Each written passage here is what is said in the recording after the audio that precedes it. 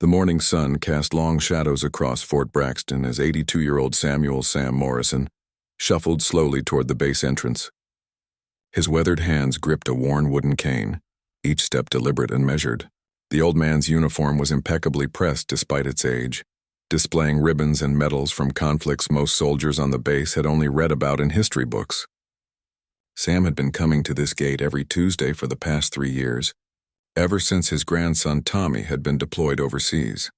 Colonel Richard Hayes watched from his office window as the elderly veteran approached the security checkpoint. Hayes was known throughout the base for his strict adherence to protocol and his particular disdain for what he called unnecessary disruptions. At 38, he had climbed the ranks quickly through aggressive enforcement of regulations and an unwavering belief that efficiency trumped sentiment. The sight of the old man's weekly visits had become an irritation that gnawed at him. Sam's routine was simple but meaningful. He would arrive at exactly 0900 hours, present his veteran identification to the guards, and request permission to visit the memorial wall where his late son's name was engraved. Captain Michael Morrison had died in Afghanistan 12 years ago, but Sam's visits had only begun after Tommy's deployment. The old man would spend exactly 1 hour at the memorial, sometimes talking quietly to the stone, other times simply standing in respectful silence. The security guards had grown fond of Sam over the months. Sergeant Martinez always had a fresh cup of coffee waiting, and Corporal Johnson would often share updates about base activities. They understood that these visits were the highlight of Sam's week, a connection to his military family that had given everything for their country. The memorial grounds were technically open to military families, but Hayes had been looking for reasons to restrict access. On this particular Tuesday, Hayes had decided he'd had enough. He strode purposefully toward the gate, his boots clicking sharply against the concrete. Sam was just beginning his slow walk toward the memorial when Hayes intercepted him. The colonel's face was stern, his posture rigid with authority. He had brought with him a metal bucket filled with ice-cold water, claiming it was part of a base cleaning initiative. "Excuse me, sir," Hayes called out, his voice carrying across the courtyard. Sam turned slowly, his rheumy eyes focusing on the approaching officer. The old veteran straightened as much as his aged spine would allow, offering a respectful nod to the younger man's rank. Hayes stopped directly in front of Sam, the bucket heavy in his hands. "This area is restricted today for maintenance," Hayes announced loudly, ensuring that nearby personnel could hear. "All civilian access is suspended until further notice." Sam's face fell, confusion evident in his expression. He had received no notification of any changes to the memorial access schedule.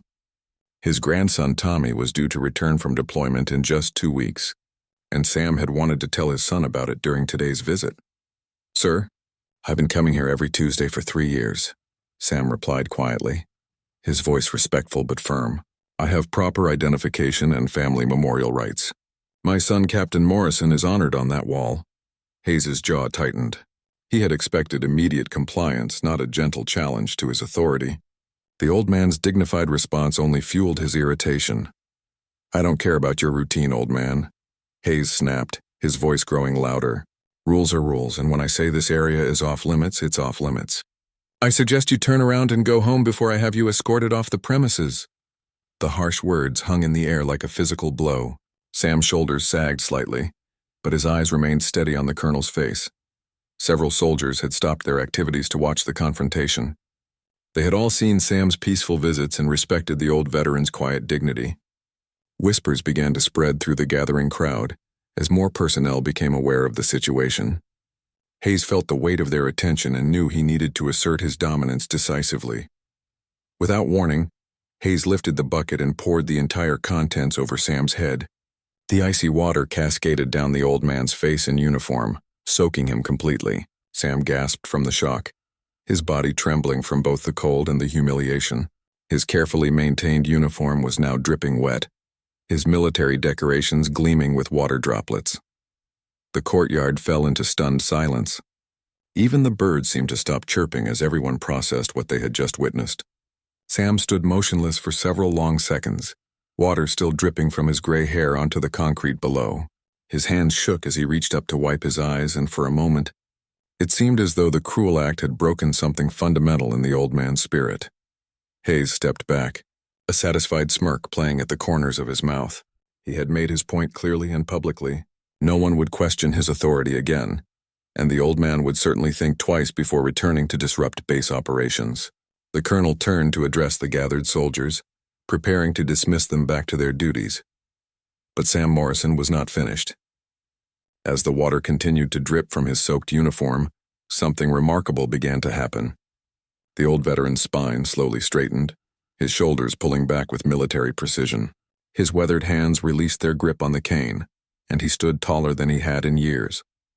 The humiliation in his eyes transformed into something else entirely, a steely determination that spoke of decades spent facing down enemies far more dangerous than an arrogant colonel. Sam's voice, when he finally spoke, carried across the silent courtyard with unexpected strength. "Son," he said, his words measured and calm, "you have no idea what you've just done." The words were not a threat, but a simple statement of fact, delivered with the quiet confidence of a man who had faced down death itself and lived to tell about it. Hayes felt a chill that had nothing to do with the spilled water. Something in the old man's tone, in the way he suddenly carried himself, suggested that this confrontation was far from over. The colonel looked around at the faces of his soldiers and saw something that made his stomach tighten with unease. They were no longer looking at him with respect or fear, they were looking at him with disgust. Within minutes of the water bucket incident, cell phone cameras emerged from pockets throughout the base. Sergeant Martinez, who had witnessed the entire confrontation, immediately began recording as Sam stood dripping in the courtyard. The footage captured not just the aftermath of Hayes' cruel act, but also the remarkable transformation in the old veteran's demeanor. Word spread through the base like wildfire, and soon soldiers from every unit were converging on the memorial area. Colonel Hayes, realizing that the situation was spiraling beyond his control, barked orders for everyone to disperse and return to their duties. However, his commands fell on deaf ears. The soldiers remained clustered around Sam, their faces showing a mixture of outrage and protective concern for the elderly veteran.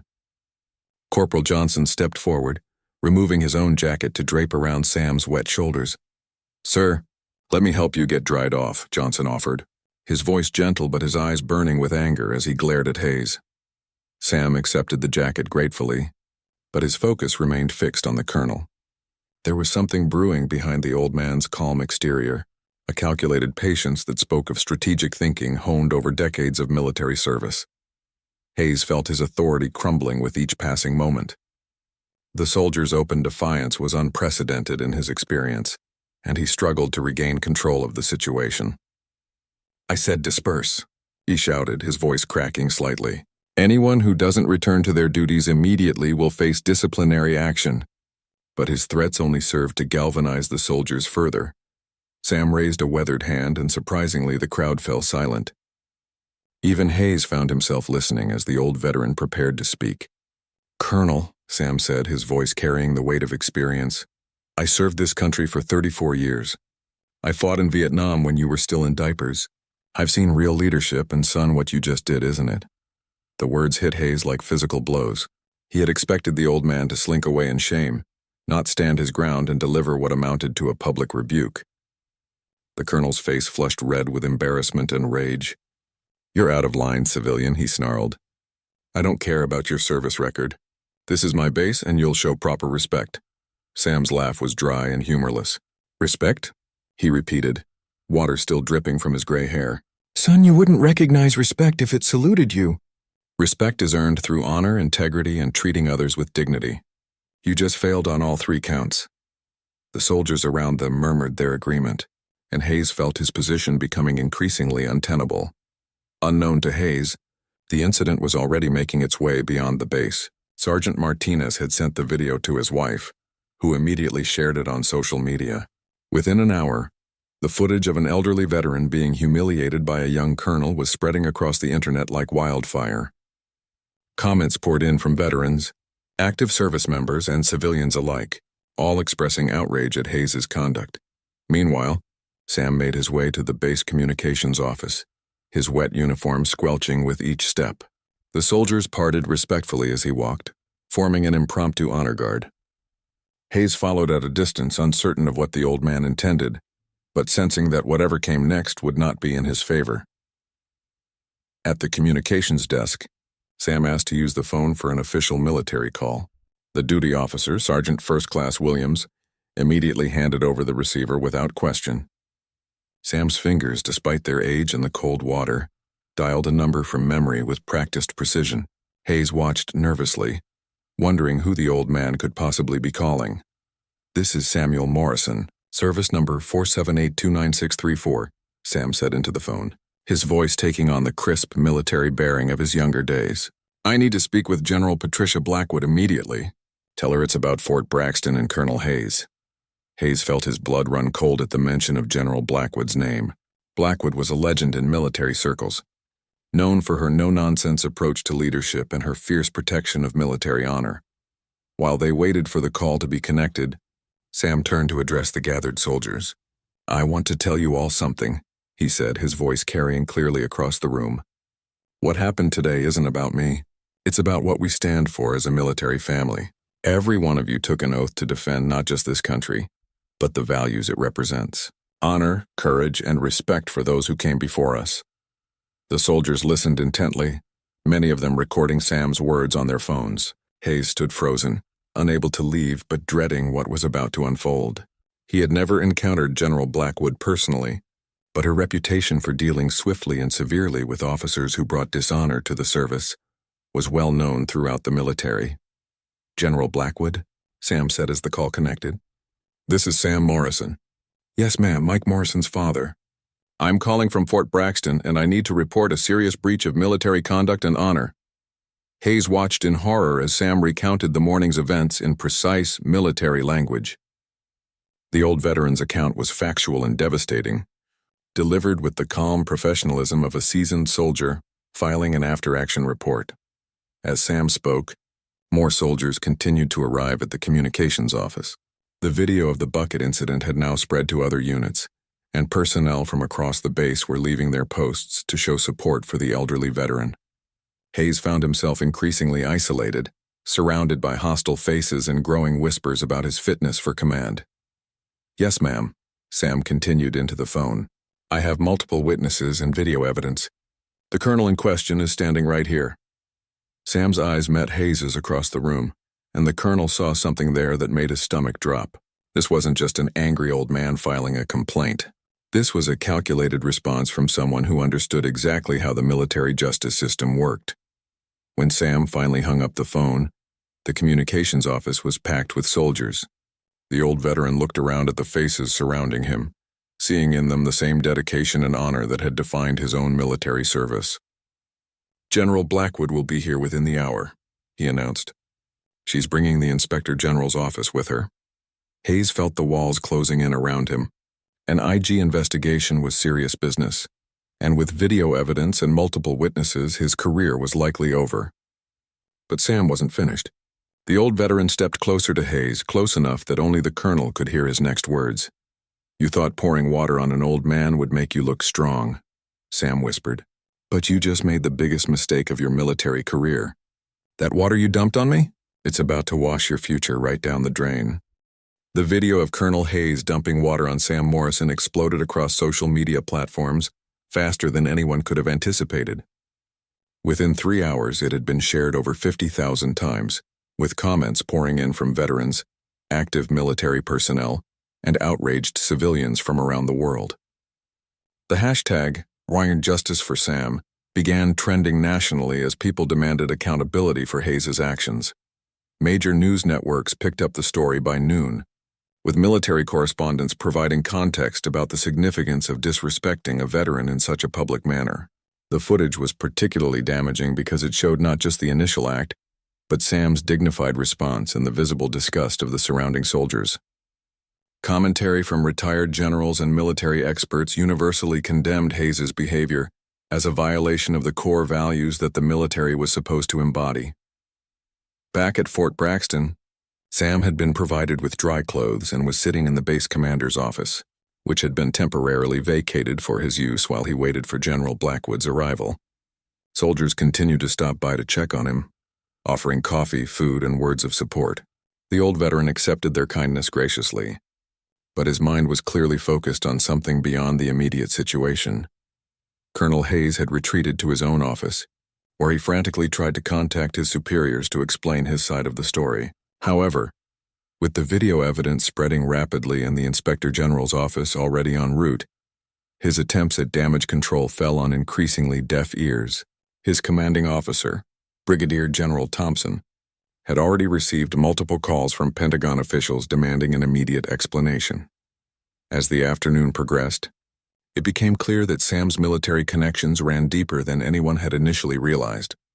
Phone calls began flooding into the base from retired officers, current generals, and even some members of Congress who had served with Sam during his long career. Each caller expressed their support for the old veteran and their dismay at his treatment. Sergeant Martinez, who had first recorded the incident, found himself being interviewed by military journalists who had arrived at the base. "Mr. Morrison comes here every week," he explained to the cameras. "He's the most respectful, dignified person you'll ever meet. He never asks for special treatment, never causes any trouble. He just wants to honor his son's memory." What the colonel did was beyond cruel. The story took on additional layers as reporters began investigating Sam's military background. They discovered that Samuel Morrison wasn't just any veteran. He was a decorated Special Forces officer who had served multiple tours in Vietnam, received the Silver Star for gallantry, and had trained some of the military's most elite units. His personnel file read like a handbook of military excellence, with commendations for leadership, courage, and mentorship spanning 3 decades. More significantly, reporters uncovered that Sam had been instrumental in developing several training programs still used by Special Operations Forces. His expertise in unconventional warfare and his reputation for developing leaders had made him a legend among career military personnel. General Blackwood herself had been one of his trainees early in her career, which explained the immediate response to his phone call. By late afternoon, the Pentagon had issued a preliminary statement acknowledging the incident and promising a thorough investigation. The statement emphasized that the behavior shown in the video was completely contrary to military values and the respect owed to our veterans. The carefully worded response suggested that Hayes's career was already being written off by the highest levels of military command. Hayes, meanwhile, had received word that he was to be confined to quarters pending the arrival of the investigative team. His computer access had been revoked, his duties suspended, and he was forbidden from making any public statements about the incident. The speed and severity of these actions demonstrated just how seriously the military was taking the matter. Sam used the time to visit the memorial wall that had been the original destination of his Tuesday journey. Accompanied by a growing procession of soldiers who insisted on escorting him, he finally reached his son's name engraved in the black granite. The old veteran stood silently for several minutes, his weathered hand tracing the letters of Captain Michael Morrison's name. "I told him about Tommy today," Sam said quietly to Sergeant Martinez, who stood respectfully nearby, "about how his boy is coming home safe in 2 weeks. Mike would have been proud of the young man Tommy's become, just like he'd be proud of all you soldiers for standing up for what's right today." The gathered soldiers stood in respectful silence as Sam completed his weekly ritual. Many of them were visibly moved by the sight of the elderly veteran maintaining his dignity, despite the morning's humiliation. The contrast between Sam's quiet strength and Hayes's petty cruelty was not lost on anyone present. As evening approached, a convoy of military vehicles arrived at the base's main entrance. General Blackwood had arrived with a full investigative team from the Inspector General's office, along with a public affairs specialist to manage the growing media attention.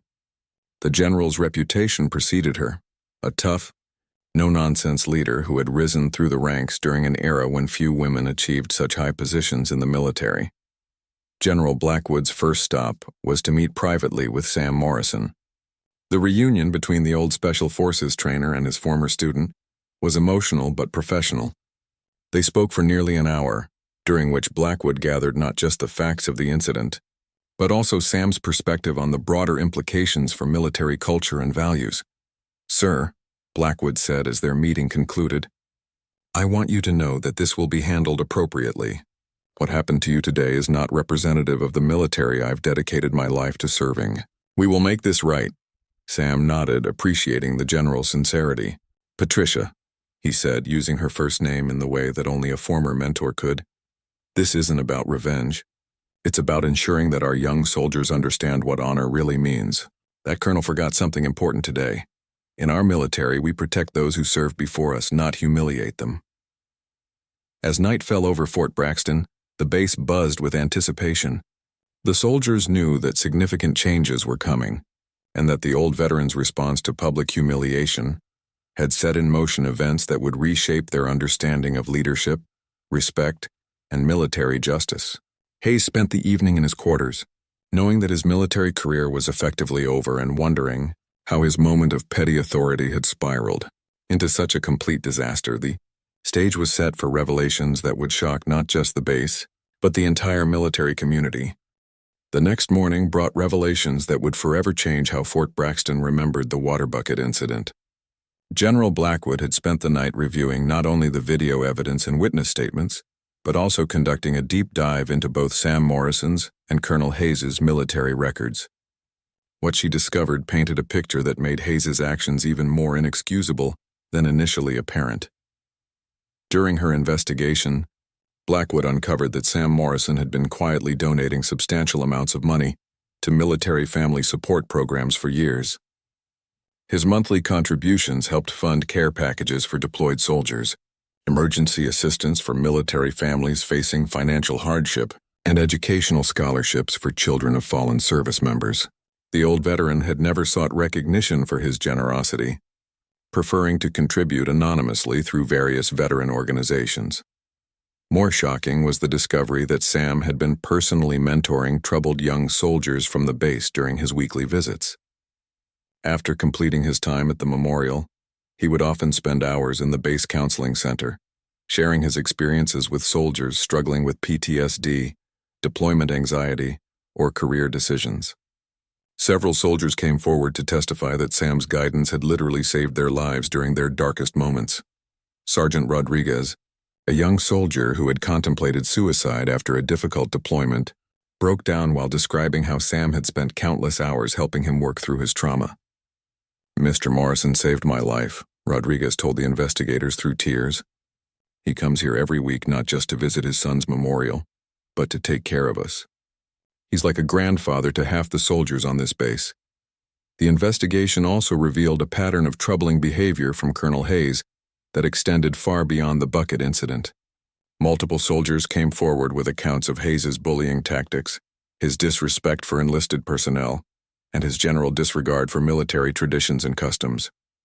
What emerged was a picture of an officer who had confused authority with authoritarianism and had created a toxic environment within his sphere of influence. Perhaps most damaging to Hayes's case was the discovery that he had been actively trying to restrict veteran access to base facilities for months, viewing their presence as an inconvenience rather than honoring their service. Internal memos showed that Hayes had pressured subordinates to find ways to discourage veteran visits, specifically citing Sam's weekly trips as examples of unnecessary civilian traffic. By midday, the media circus had grown exponentially. News vans lined the streets outside Fort Braxton, and reporters from national networks were providing live coverage of the unfolding story. The narrative had evolved from a simple case of military misconduct to a broader discussion about how America treats its veterans and what true military leadership looks like. The Pentagon, recognizing the magnitude of the public relations disaster, dispatched additional senior officers to oversee the investigation and ensure transparency. The Secretary of Defense himself issued a statement, expressing personal outrage at Hayes's conduct and promising that the incident would result in meaningful reforms to prevent similar occurrences. Meanwhile, Sam Morrison had become something of a folk hero overnight. His phone rang constantly with interview requests, speaking invitations and messages of support from veterans across the country. However, the old soldier maintained his characteristic dignity, declining most media requests and focusing instead on supporting the ongoing investigation. The most surprising revelation came when investigators discovered that Sam's late son, Captain Michael Morrison, had actually served under General Blackwood's command during his final deployment to Afghanistan. The captain had been killed while leading a mission to rescue trapped civilians, earning him a posthumous Bronze Star for valor. Blackwood had personally written, the letter to Sam informing him of his son's heroic death, and had maintained occasional correspondence with the grieving father over the years. This personal connection added another layer of significance to the story and explained the swift and decisive response from the military hierarchy. Blackwood held a private ceremony at the memorial wall, officially recognizing Captain Morrison's sacrifice and publicly honoring Sam's continued service to the military community through his volunteer work and mentorship. The ceremony was attended by hundreds of soldiers from the base, many of whom had been personally helped by Sam during his visits. As Blackwood spoke about the importance of honoring those who served, the contrast between her words and Hayes's actions became even more stark.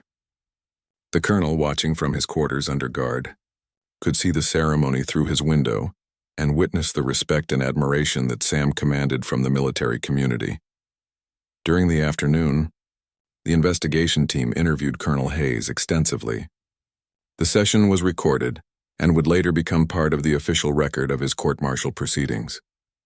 Hayes attempted to justify his actions by claiming he was maintaining security protocols and base efficiency, but his explanations fell flat in the face of overwhelming evidence to the contrary. When confronted with the testimonies about Sam's charitable work and mentorship, Hayes showed no remorse, instead expressing annoyance that he hadn't been informed of these activities. His attitude during the interview sealed his fate, demonstrating a fundamental lack of understanding about military values and leadership principles. The day concluded with General Blackwood announcing that Colonel Hayes would face a full court-martial for conduct unbecoming an officer, violation of military customs and courtesies, and bringing discredit upon the armed forces. The charges carried potential penalties including dismissal from service, forfeiture of pay and benefits, and possible imprisonment. More importantly for the base's morale, Blackwood announced the establishment of the Morrison Family Service Center, a permanent facility dedicated to supporting military families and honoring the legacy of both Captain Michael Morrison and his father's ongoing contributions to the military community. The center would be funded through a combination of military resources and the donations that had poured in from across the country in response to the viral video. As night fell on the second day after the bucket incident, Sam Morrison sat quietly in his modest apartment off base, reading messages of support from strangers who had been moved by his story. His grandson Tommy had called from his deployment, having seen the news coverage, and expressed both outrage at Hayes's treatment of his grandfather and pride in how Sam had handled the situation. "Grandpa," Tommy had said during their emotional phone conversation, "Dad would be so proud of how you stood up for what's right. You've shown everyone what real military honor looks like." Sam's response was characteristically humble. "I just did what any good soldier would do, Tommy. I stood my ground and trusted that the truth would come out. Sometimes that's all it takes to remind people what we're really fighting for." The old veteran went to bed that night knowing that his simple act of dignity in the face of humiliation had sparked a conversation about military values that would extend far beyond Fort Braxton. Tomorrow would bring new developments, but Sam Morrison had already achieved something remarkable. He had reminded an entire nation what honor truly meant. 3 weeks after the bucket incident, Fort Braxton had transformed into something entirely different from the base that Colonel Hayes had tried to rule through intimidation.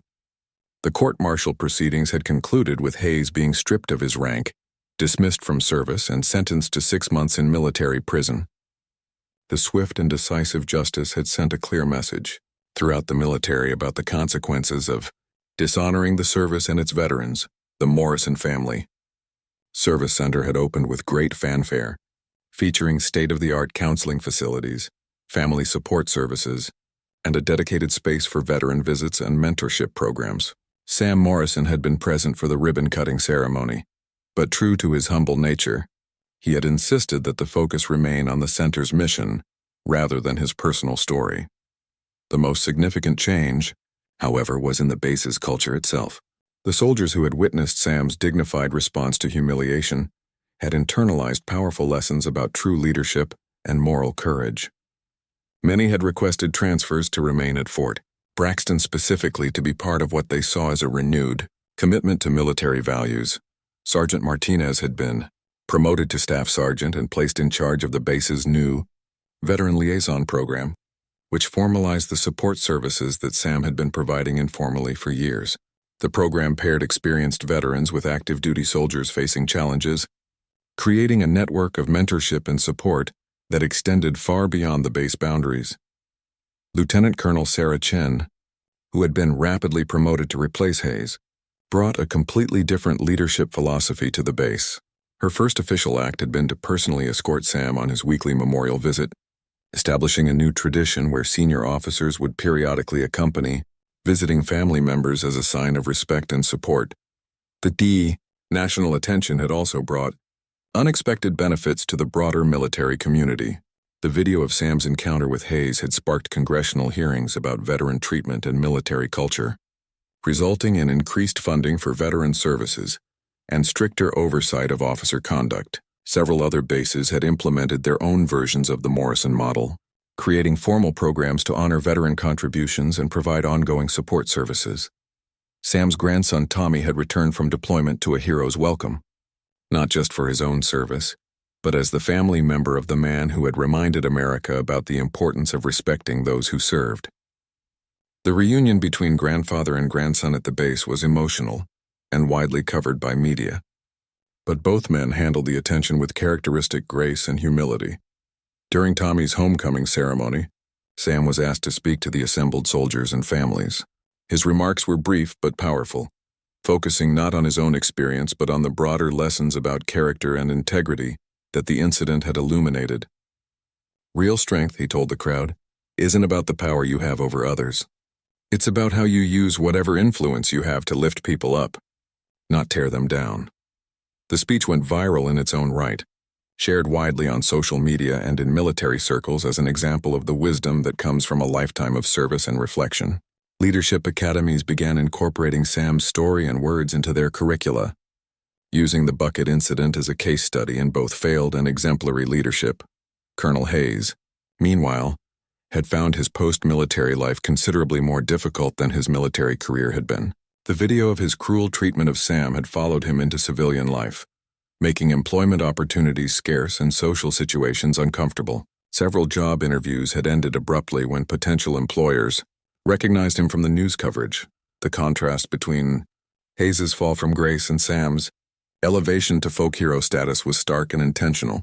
The military had used the incident to demonstrate clearly what behavior would be rewarded and what would be punished, sending a message that resonated throughout all branches of the service. Perhaps most remarkably, Sam had used his newfound platform to advocate for other veterans facing challenges. He had testified before Congress about the needs of aging veterans, spoken at multiple military academies about leadership and honor, and had become a sought-after advisor for veteran support organizations. Yet he continued his weekly visits to Fort Braxton, maintaining the simple routine that had started the entire transformation. The memorial wall had been expanded to include not just names of the fallen, but also a section dedicated to the ongoing contributions of military families and veterans. Sam's name appeared on a plaque recognizing community service. Though he had initially resisted the honor, the wall should be for heroes, he had protested, but was eventually convinced that his service to living soldiers was just as valuable as his military service had been. The base's transformation had attracted attention from military leaders worldwide, with delegations visiting to study the changes in culture and morale that had resulted from the incident. The Fort Braxton model became a case study in how organizations could recover from leadership failures and rebuild around core values. On the anniversary of the bucket incident, Fort Braxton held its first annual Honor and Dignity Day, celebrating not just Sam's story, but all the veterans and family members who contributed to the military community. The event featured presentations from soldiers whose lives had been changed by veteran mentorship, families who had been supported during difficult times, and leaders who exemplified the values that the military was supposed to represent. Sam Morrison, now 83 and still making his weekly visits to the memorial wall, had become something he never intended to be, a symbol of resilience, dignity, and the power of responding to cruelty with grace. His simple act of standing his ground after being humiliated had rippled outward to create positive changes that would benefit military communities for generations to come. The bucket that Colonel Hayes had used to humiliate an old veteran had instead become a metaphor for the cleansing power of truth and the importance of maintaining dignity in the face of adversity. What Hayes had intended as a moment of dominance had instead become a lesson in why true leadership requires respect, humility, and recognition of the sacrifices made by those who came before. As Sam often told the young soldiers he continued to mentor, sometimes the biggest changes come from the smallest acts of courage. All you have to do is stand up for what's right and trust that good people will stand with you. 5 years had passed since the infamous bucket incident at Fort Braxton, and the ripple effects of that single moment continued to spread far beyond what anyone could have imagined. Sam Morrison, now 87, had become one of the most respected voices in veteran advocacy, though he remained reluctant to accept the acclaim that followed him wherever he went.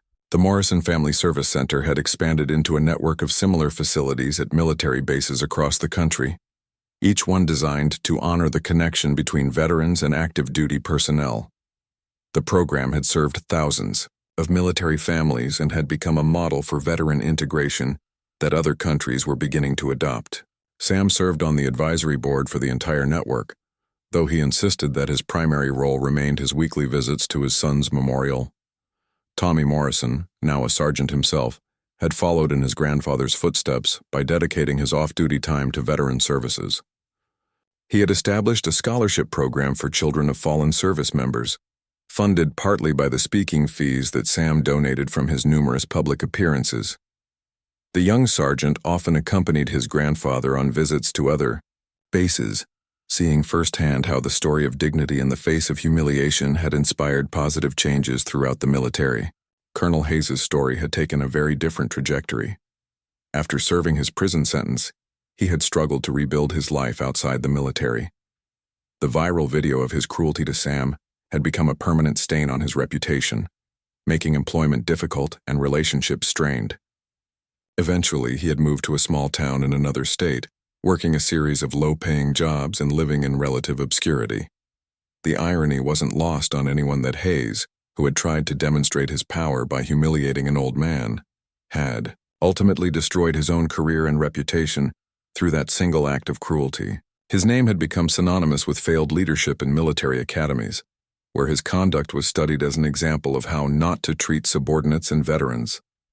Meanwhile, Fort Braxton had become a destination for military personnel seeking assignment there specifically because of its reputation for strong leadership and community support. Lieutenant Colonel Chen, who had been promoted to full colonel, had implemented numerous innovations that made the base a model for military excellence. The waiting list for transfers to Fort Braxton had grown so long that assignment there was considered a career enhancement. The base's transformation had attracted academic researchers studying organizational culture and leadership.